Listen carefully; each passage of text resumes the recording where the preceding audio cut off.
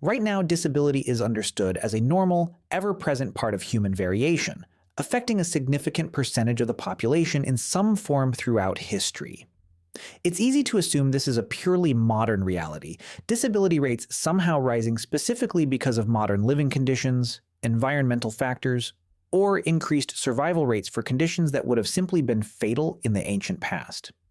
But did disabled people actually exist throughout ancient human history in meaningful numbers? And if so, what does the archaeological and anthropological evidence actually reveal about their specific lived experience within these ancient societies?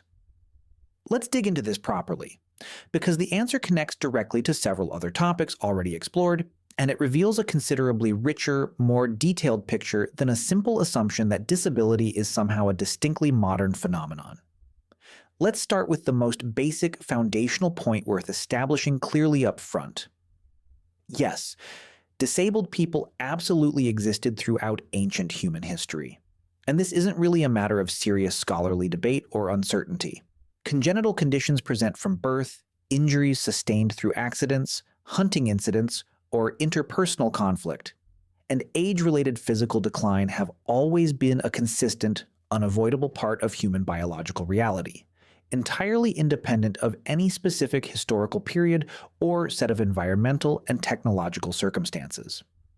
The specific rates and particular causes of disability certainly varied across different historical periods and different specific environmental and social circumstances, but the basic underlying reality that some meaningful percentage of any human population throughout history experienced some form of physical or cognitive disability remained fundamentally consistent across virtually the entire span of human history. Let's talk about the archaeological evidence directly, because this connects closely to material already explored in other discussions regarding how ancient societies cared for individuals unable to hunt or contribute in physically demanding ways. Skeletal remains showing evidence of significant, long-term disabling conditions, healed fractures resulting in permanent physical limitation, degenerative joint conditions, congenital skeletal abnormalities, and various other conditions that would have meaningfully limited an individual's physical capability show up consistently across archaeological sites spanning an enormous range of different ancient cultures, regions, and historical periods.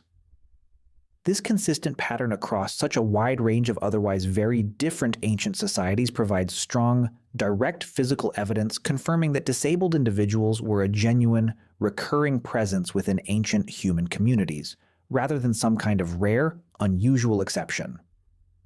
Let's talk about specific categories of ancient disability worth exploring in more detail, because different types of conditions leave different kinds of evidence, and researchers have identified physical evidence for a remarkably wide range of different ancient disabling conditions.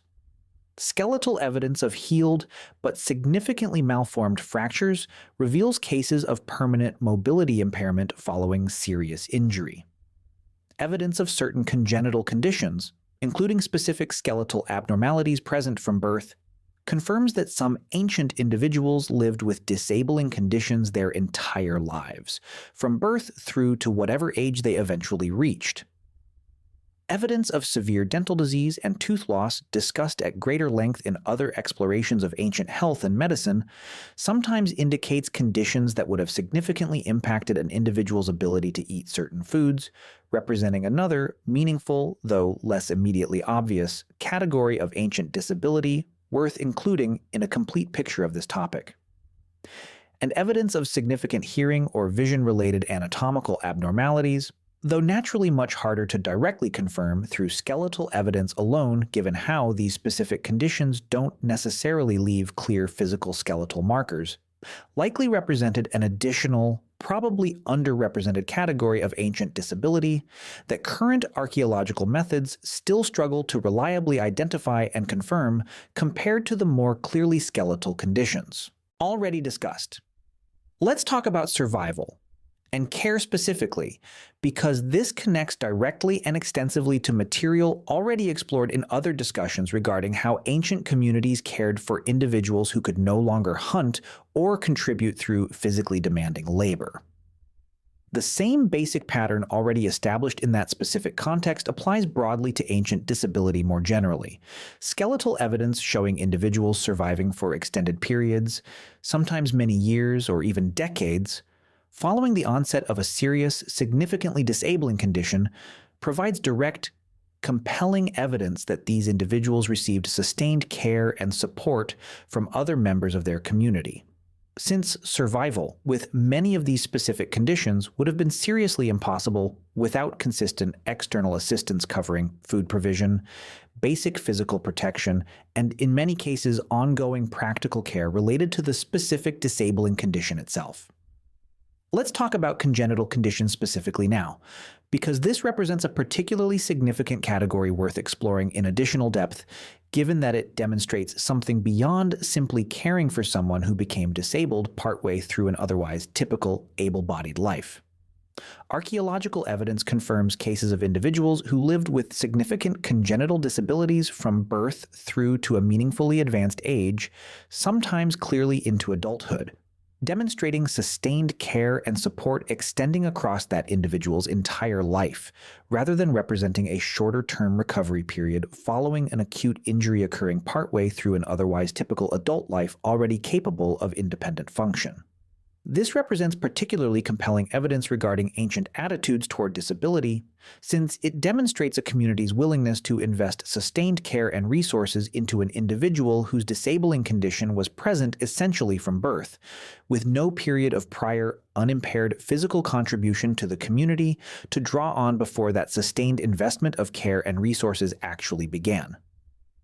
Let's talk about specific, well-documented archaeological cases worth exploring directly, because grounding this discussion in concrete examples helps move beyond abstract generalization into the kind of specific, compelling physical evidence that actually supports these broader conclusions.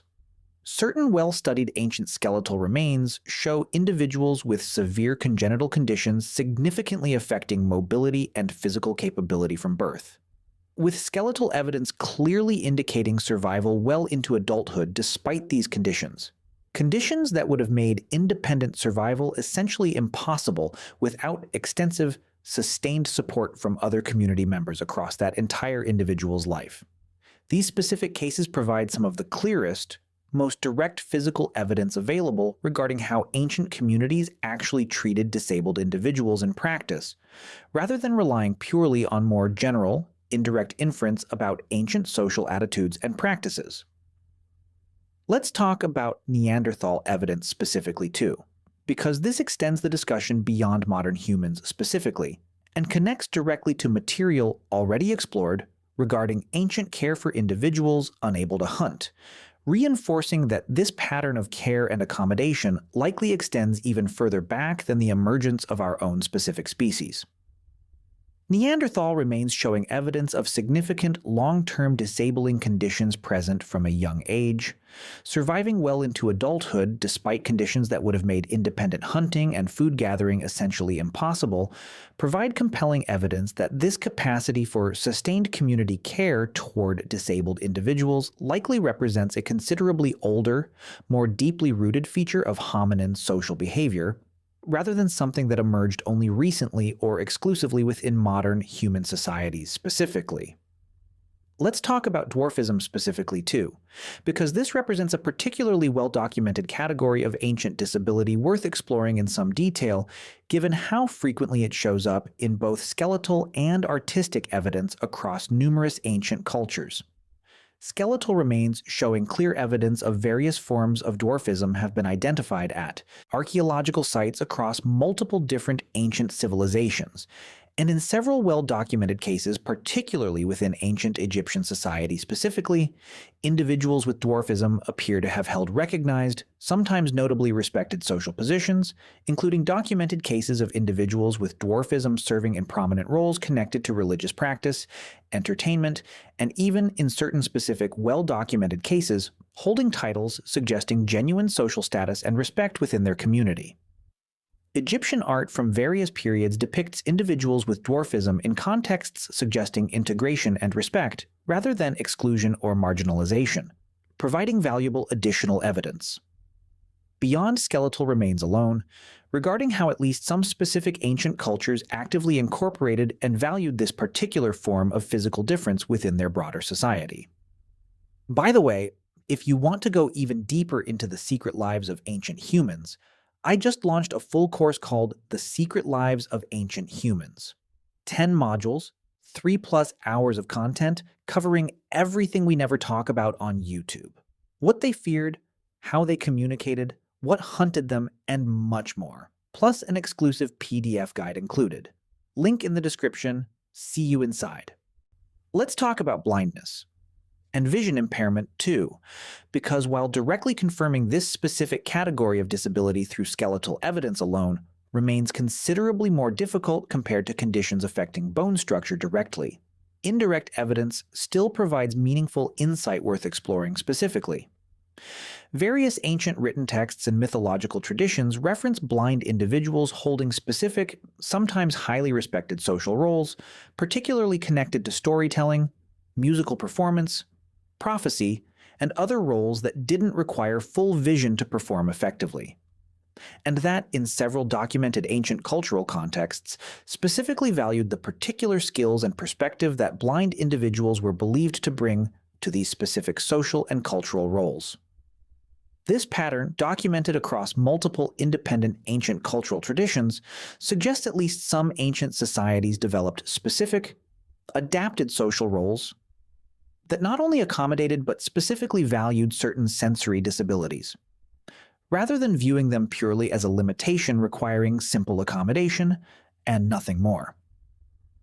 Let's talk about deafness too, because this represents another category worth exploring specifically, even though direct archaeological confirmation remains particularly challenging given that hearing loss typically doesn't leave any distinctive skeletal marker at all. Some historical and anthropological evidence, drawn primarily from somewhat more recent historical periods with better documentation compared to the deep prehistoric period this broader topic largely focuses on, suggests deaf individuals in various traditional and ancient societies developed and used specific sign-based communication systems, sometimes documented as being understood and used by hearing community members as well, suggesting meaningful communication and social integration rather than isolation,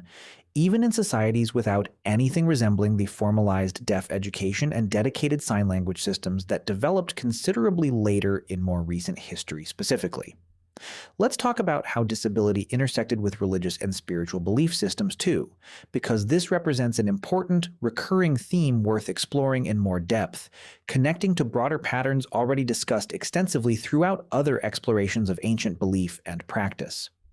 Many ancient cultures developed specific religious or spiritual frameworks for understanding disability, sometimes framing certain conditions as carrying particular spiritual significance,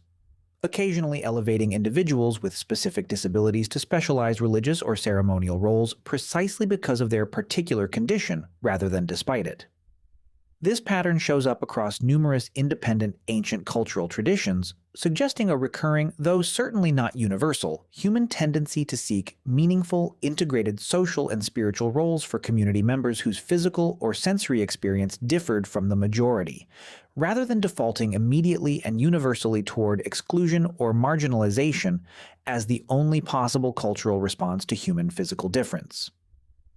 Let's talk about the specific challenge of studying cognitive and developmental disabilities in the ancient archaeological record too, because this represents an important limitation worth acknowledging honestly before wrapping up. While physical disabilities affecting bone structure leave relatively direct, interpretable skeletal evidence, cognitive and developmental disabilities are considerably more difficult to confirm through skeletal analysis alone, since these conditions frequently don't produce any distinctive, reliably identifiable skeletal marker at all. This means the current archaeological and historical picture of ancient disability likely underrepresents cognitive and developmental conditions specifically, compared to the more visible, more easily confirmed physical and mobility-related disabilities that have understandably received the majority of direct archaeological research attention and confirmation to date. Researchers studying this specific gap generally rely more heavily on indirect evidence, including burial context and where available, written historical records from societies with sufficiently early written language, acknowledging that the current picture of ancient cognitive disability specifically remains considerably less complete and less confidently established compared to the more extensively documented physical disability evidence already discussed throughout the rest of this topic. Let's talk about disability and social status too, because this represents an important, nuanced dimension worth exploring specifically, connecting to broader themes already discussed regarding how contribution and value got understood and distributed within ancient communities more generally. Just as previously discussed regarding individuals unable to hunt due to injury or age, disabled individuals in ancient societies frequently continued contributing meaningfully in ways that didn't require full physical capability or typical mobility, participating in craft production, teaching, food processing, childcare, and various other valuable community roles that could be adapted to accommodate a wide range of different physical capabilities and limitations. This detail reinforces an important point worth carrying through this entire topic. Ancient disability doesn't appear to have automatically or universally meant complete social exclusion or an inability to contribute meaningfully to community life, since ancient societies frequently developed flexible, adaptive approaches to organizing labor and social contribution that could accommodate a considerably wider range of physical capability than a narrow, purely hunting and gathering focused framework might initially suggest.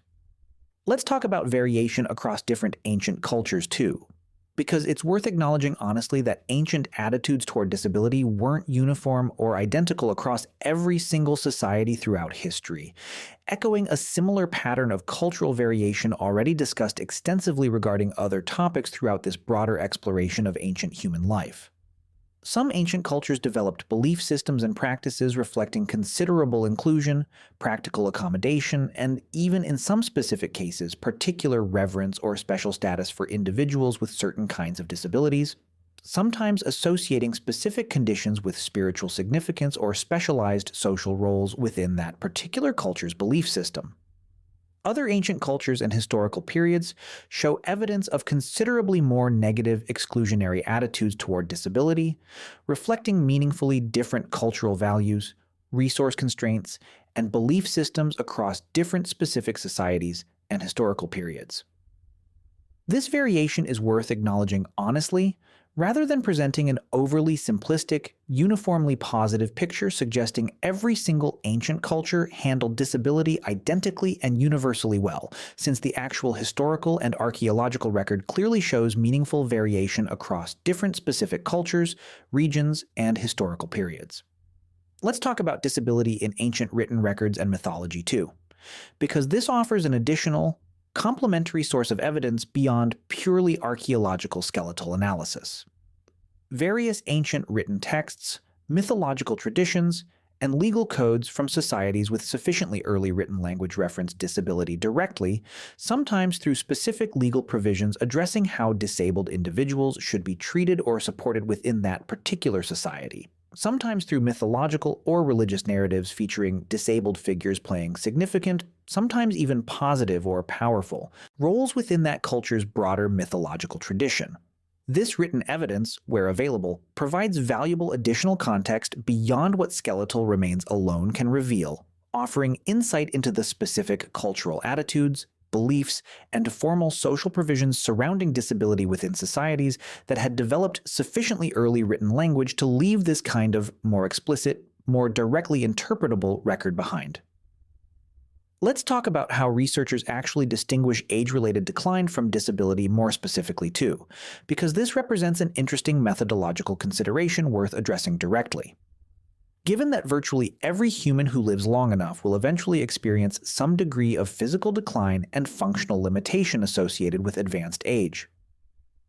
researchers studying ancient disability generally focus particular analytical attention on conditions that would have caused significant functional limitation earlier in an individual's life, well before what would be considered advanced age even by ancient standards, since this timing helps distinguish more clearly between ordinary age-related decline, which every sufficiently long-lived ancient individual would have eventually experienced to some degree, and more specifically disabling conditions present from an earlier point in life, requiring more sustained extensive community support and accommodation across a considerably longer stretch of that individual's overall lifetime.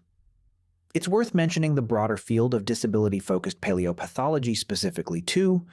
because this represents a growing, increasingly organized area of dedicated scholarly research worth acknowledging directly.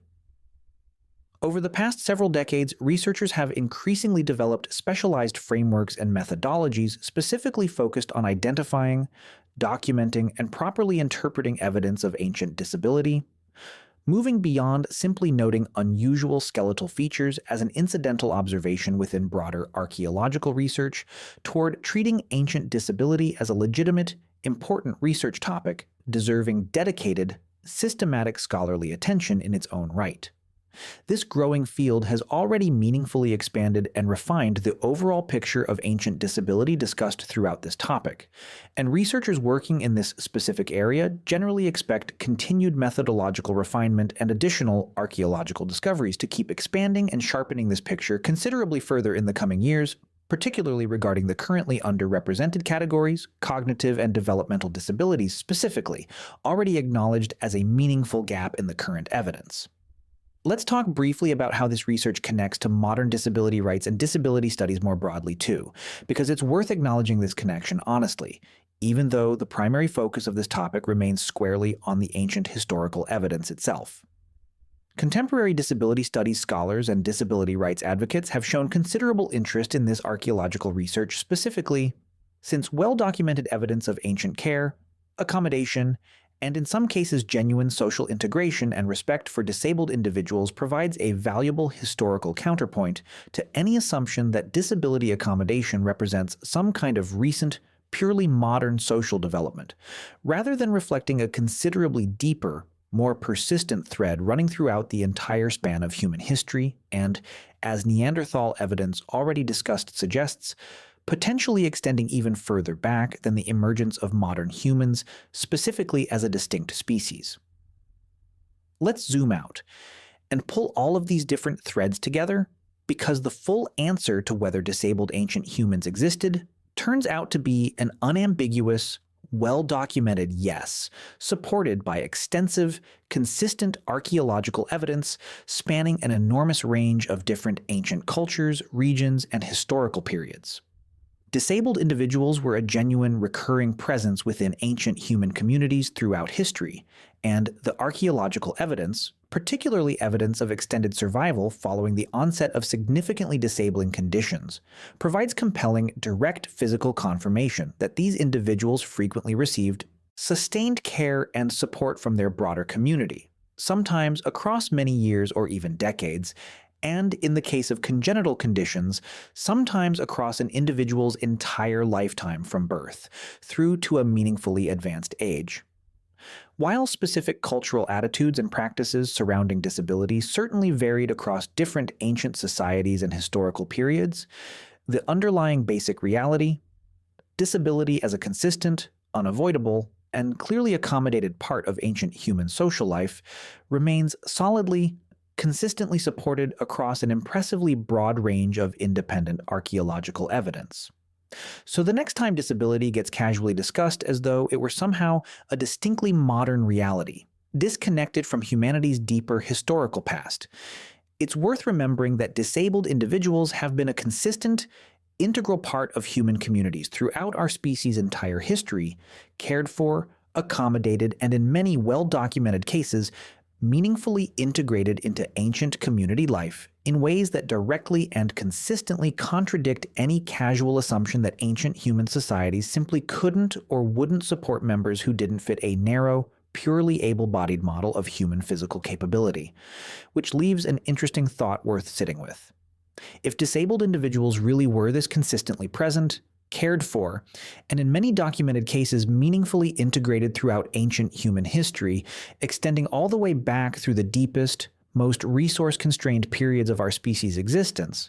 what does that suggest about how deeply embedded genuine human capacity for accommodation, adaptation, and care for physical difference might actually be within our species more broadly? Rather than representing some kind of optional, purely modern luxury that only became possible once contemporary technology and abundance eventually made this kind of accommodation and care considerably easier to sustain and provide.